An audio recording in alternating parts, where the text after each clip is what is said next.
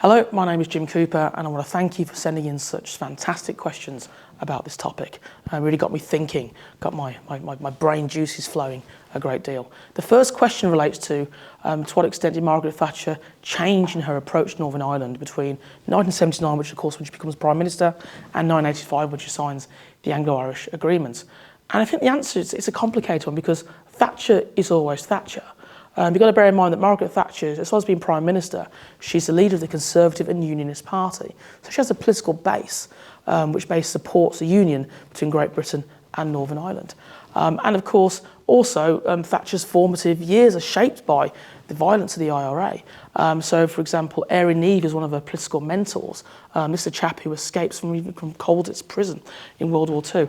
He mentors her to become leader of the opposition initially, and he's a victim of IRA violence. So she cares deeply about this issue politically. But Thatcher, her main concern was and always was security. So even when she has her first meeting with Jimmy Carter, the President of the United States in 1979, when she's Prime Minister, she's really concerned by the guns that the Royal Ulster Constabulary are using in Northern Ireland because they get those guns from the United States.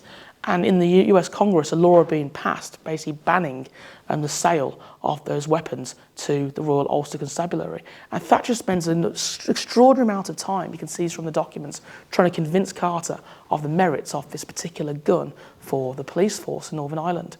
And each time he simply says, you need to speak to the Congress, particularly Speaker Tip O'Neill, who of course is in charge of the House of Representatives. And so kind of politely telling her to move on to a different thing. Also, in terms of her concerns about security, not wanting to back down against terrorism and those sorts of activities, you see Thatcher very much intransigent and stubborn in her approach to the Irish hunger strike. So you see, go from there, that reaction to the Irish hunger strike, but you also do go to the Anglo-Irish Agreement. So there is some change in terms of maybe what's happening, but the main concern is always one of security.